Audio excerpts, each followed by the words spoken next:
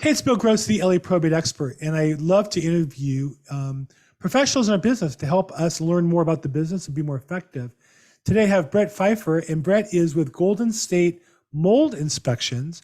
It's an area that can be very misleading and emotional, and so I was really anxious to have him on today and talk a little bit more detail. So Bret, how you doing? I'm good. How are you? Thanks for having me. Thank you. Hey, just real quick, where'd you grow up, and then how'd you become in the mold inspection business? Well, I grew up in El Segundo and I moved all around the South Bay. I got into the mold inspection business. It's a kind of a long story, but the short version of it is that I got certified in mold inspections. And then I knew a lot of real estate agents, and I got a request from where I previously worked from an agent asking if anybody knew anybody that could test for mold, and I could do it. And then it was kind of like I realized I know so many real estate agents that I could start a little business with this, and kind of just started letting the people that I knew, know that I was doing mold inspections. And then that was over 10 years ago, and just snowballed over the years. So it's like when you were a little boy, you grew up hoping one day to be a mold inspector. Right. No. No, I wouldn't think that I would be. So let's talk about the business. Normally, your business comes to you as a referral request from a real estate agent. Is that the bulk of it? Yeah. So mainly referrals from real estate agents. Either somebody's buying a home and they want to get the home inspection for mold because they probably should, or a lot of times they'll have a general inspection. Something will come up through that, and they'll have me come out and take a look at a specific area. I also do a lot of work for management companies as well. Got it. So it's three types. So let's talk about a buyer buying it because they want to do a mold inspection. What's the standard mold inspection? If I don't have a particular area that I have you look at, but I just say I'm buying a 3-bedroom, 2-bath, 2,000 square foot house, what's the typical mold inspection going to cost me? It goes by square footage. It starts at $325 and goes up from there.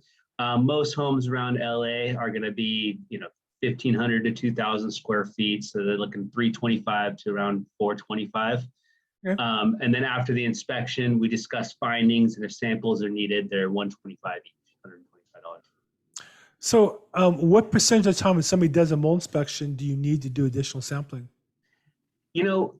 For people that are buying homes that just have a general concern and they want to just get it checked out as their due diligence, it's less than 50%. Okay. Probably more in the 25%, because usually it's something that the homeowner didn't know about, to check. Right. That stuff comes up. We'll probably get to other types of inspections where it's more like 100% that I end up having to take a sample. But for somebody that is buying a home, probably I'd say 25% of the time. So 25% of the time you find some kind of issue that requires additional inspection, then what's the most common outcome, cost and remediation to get that done? So the most common areas are sinks, kitchen, bathroom, sink cabinets. From there, part of my reporting is the scope of work for the remediation. So that's the contractor's instructions to properly remediate. And then I don't really see what the bill is from that. But usually I just tell people that if you need mold remediation, start at $2,000 and go up from there. Because it usually costs around $2,000 for them to put up the containment, run the air filters that they need to, so on and so on. And then from there, it's demolition and rebuild of the areas. Physically, how much space are you talking about most commonly? You're talking about 1 or 2 spots? You're talking about in a house on a standard basis, you routinely find multiple areas that need remediation? No, usually it would just be one area. I tell people it's unlikely that I ever need to take more than 2 samples, unless the house has been severely neglected or basically just unkept and neglected. With a home that's in relatively decent condition, that a homeowner's lived in, that's going to take care of their own property, it's rare to have more than one area.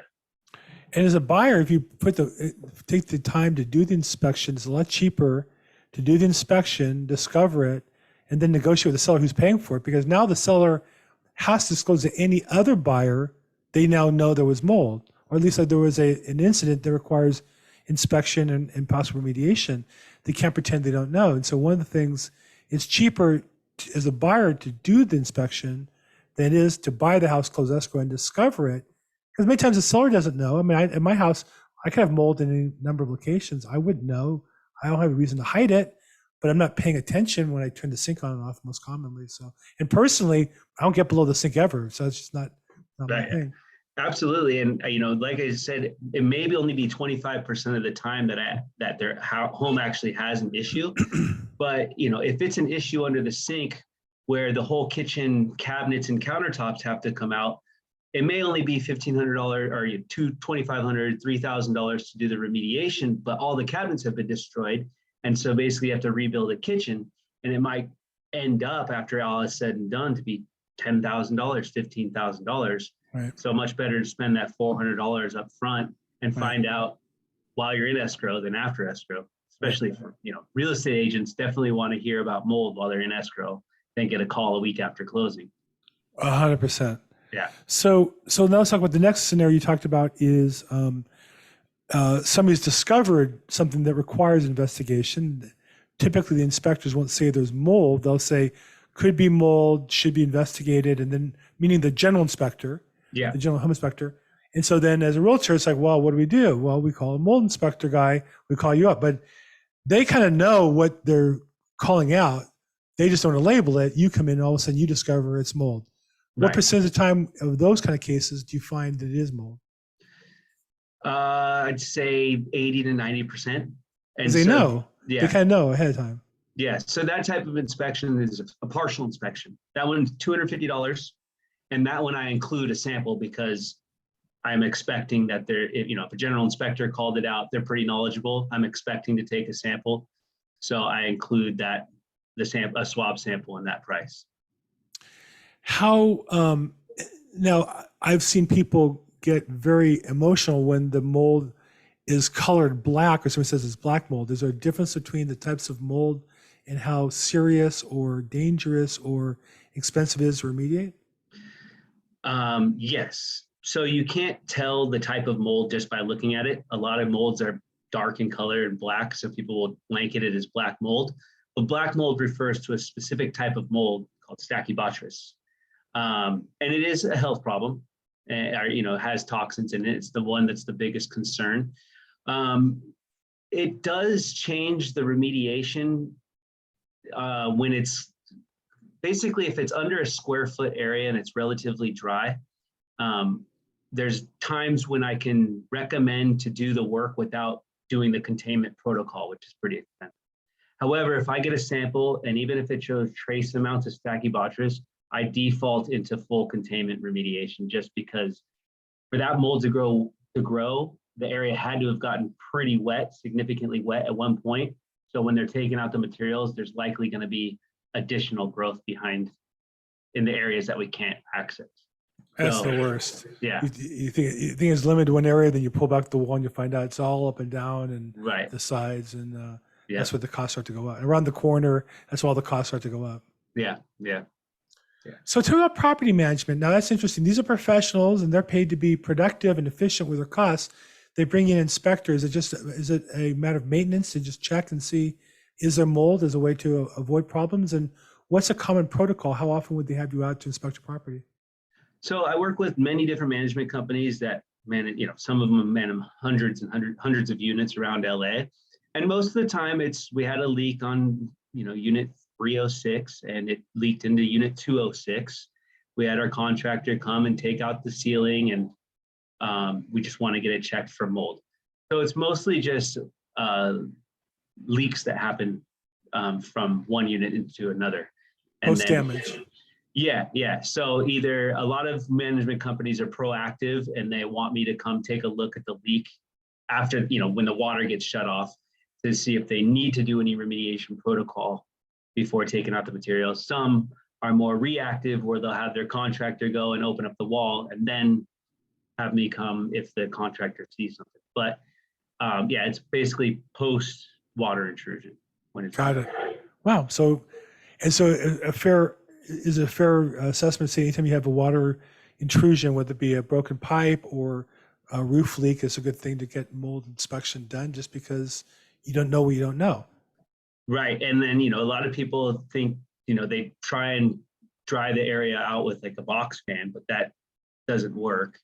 And so they say it doesn't seem wet, it doesn't feel wet, but we have the proper tools to determine whether something's wet. And the fact is that wall coverings like drywall, they're like a sponge, and they don't usually dry within a reasonable amount of time for mold not to grow. So basically it's good. You might not have mold, but at least I can tell you what you need to remove to prevent mold from growing over the next couple weeks after the leak has been fixed. Well, so tell me a little bit about this switch has been put back on your business development hat. You get business from real estate agents, property managers. I'm sure like everybody, you do a good job. You get some business referrals from that. Mm-hmm. Are you actively building your business? And if so, what does business development look like for you in your business? So by far referrals. So if you're a listing agent and I'm working for a buyer's agent, and that you as the listing agent see how I do my inspection, how thorough I am, and how I interact with the buyer to let them know what's going on, but not be an alarmist and kind of coach them through what's going to be done, then next time you're working with the buyer, you might contact me. So that type of referral, or just the listing agent see me, is by far the best. And then that listing agent talks to somebody else, or that agent talks to somebody else in their office. That's the most growth that I have. But I have my contact database that I reach out to every month through email campaign, and then search SEO for just homeowners in general or renters that are going out there. But referral is my biggest. Nice. And if someone want to get a hold of you, ask questions, your website's goldenstatemoldinspections.com. Is that the best way to get a hold of you? Yeah, or give me a call, 310-525-0619. Call or text that number, and I'm usually very responsive and try and accommodate people's inspection needs within. I try to get there same day or next day. Fantastic. Sometimes I book up and have to go out 2 days. Fantastic. Well, Bret, thank you for your time. I really appreciate it. Thank you.